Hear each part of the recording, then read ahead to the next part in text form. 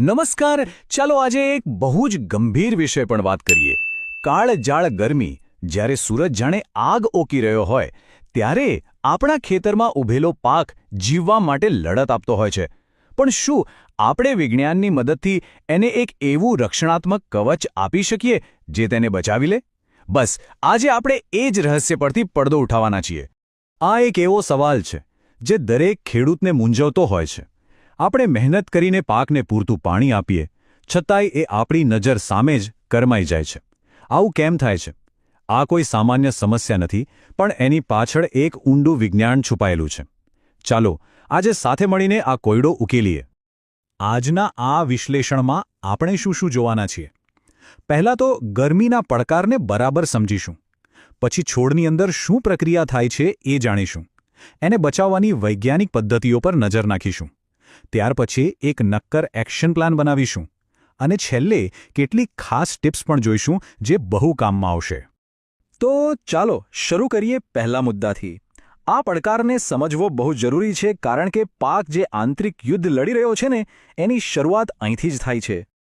આપણે જે પાકને બહારથી કરમાતો જોઈએ છીએ એ તો માત્ર એક લક્ષણ છે, એક પરિણામ છે. અસલી લડાઈ તો છોડના દરેક પાંદડાની અંદર એના કોષોમાં ચાલી રહી છે. એ અંદરથી જ પાણી અને ઊર્જા બચાવવા માટે એક અદૃશ્ય સંઘર્ષ કરી રહ્યો હોય છે. તો સવાલ એ થાય કે એવું તે શું ચાલી રહ્યું છે છોડની અંદર? ચાલો જરા ઊંડા ઉતરીને ગરમીના તણાવ પાછળનું વિજ્ઞાન સમજીએ. અહીંયા બેલેન્સનો ખેલ છે. જરા કલ્પના કરો કે છોડ એક ડોલ જેવો છે. પાંદડામાંથી ઠંડક માટે પાણી સતત બહાર જઈ રહ્યું છે અને મૂળમાંથી પાણી અંદર આવી રહ્યું છે. પણ ભીષણ ગરમીમાં શું થાય છે? બહાર જતા પાણીનો ફોર્સ એટલો વધી જાય છે કે ડોલ ભરાય એના કરતાં વધુ ઝડપથી ખાલી થવા લાગે છે. પરિણામ શું? છોડ ડિહાઇડ્રેટ થઈ જાય છે. આ આખી પ્રક્રિયાનો કંટ્રોલ જેના હાથમાં છે એ છે પર્ણરંધ્રો, એટલે કે સ્ટોમેટા. એને તમે પાંદડા પર આવેલા નાના નાના દરવાજા સમજી શકો છો. આ દરવાજા જ નક્કી કરે છે કે ક્યારે ખોરાક માટે કાર્બન ડાયોક્સાઇડ લેવો અને ક્યારે પાણી બચાવવા માટે બંધ થઈ જવું. અને અહીંથી જ એક ગડબડ શરૂ થાય છે. જેવી ગરમી વધે, છોડને એમર્જન્સીનો સિગ્નલ મળે છે અને એ પોતાના દરવાજા એટલે કે પર્ણરંધ્રો બંધ કરી દે છે. પાણી તો બચી ગયું, પણ શ્વાસ લેવાનો અને ખોરાક બનાવવાનો રસ્તો પણ બંધ થઈ ગયો. એટલે કે પાણી બચાવવાના પ્રયાસમાં છોડ અંદરથી ભૂખે મરવા લાગે છે. કેવી વિચિત્ર સ્થિતિ છે નહીં? સારું, સમસ્યા તો આપણે બરાબર સમજી લીધી, પણ ચિંતા કરવાની જરૂર નથી, કારણ કે વિજ્ઞાન પાસે આના ઉપાયો પણ છે. ચાલો એના પર એક નજર કરીએ. આ કોઈ એક દવા નથી, પણ એક 3-in-1 સુરક્ષા કવચ જેવું છે. જુઓ, ગ્લાયસિન બેટાઇન કોષોનો બોડીગાર્ડ છે, જે તેને ગરમીથી તૂટવા નથી દેતો. સીવીડ એક્સ્ટ્રેક્ટ જમીનને જીવંત બનાવીને ભેજ પકડી રાખવામાં મદદ કરે છે. અને ત્રીજું, સિલિસિક એસિડ. આ તો પાંદડા પર એક નેચરલ સનસ્ક્રીન જેવું કામ કરે છે, જે સૂર્યના તીવ્ર કિરણોને પાછા ફેંકી દે છે. આ એકદમ નવી વિચારસરણી છે. આપણે હંમેશા છોડને પાણી આપવાનું વિચારીએ છીએ, પણ એ જમીનનું શું જે પોતે ગરમ ભઠ્ઠી જેવી થઈ ગઈ હોય? જો મૂળ જ ગરમીથી તપી રહ્યા હોય તો એ પાણી કેવી રીતે શોષી શકશે? એટલે હવે મૂળને પાણીની સાથે ઠંડક પણ આપવી પડશે. અને આ કામ માટે કેટલું જોઈએ? સાંભળીને નવાઈ લાગશે. આખા એકર માટે ખાલી 1 થી 2 કિલો હાઇડ્રોજેલ. બસ આટલી નાનકડી માત્રામાં આટલો મોટો ફરક! આ જ તો વિજ્ઞાનનો કમાલ છે. હાઇડ્રોજેલ એટલે શું? સમજી લો કે એ મૂળ માટે એક પર્સનલ પાણીની બોટલ છે. એ પાણીને જેલીના રૂપમાં પકડી રાખે છે અને જ્યારે છોડને સૌથી વધુ તરસ લાગે ને ત્યારે ધીમે ધીમે એને ઠંડક અને ભેજ આપ્યા કરે છે. ઓકે, તો આપણે અલગ અલગ ઉપાયો તો જોયા. હવે આ બધાને ભેગા કરીને એક મજબૂત અને વ્યવસ્થિત એક્શન પ્લાન બનાવીએ જેને આપણે અનુસરી શકીએ. આ છે આપણી 4 લેયર પ્રોટેક્શન સ્ટ્રેટેજી. પહેલું લેયર ભૌતિક સુરક્ષા, એટલે કે ગરમ પવનને રોકવો.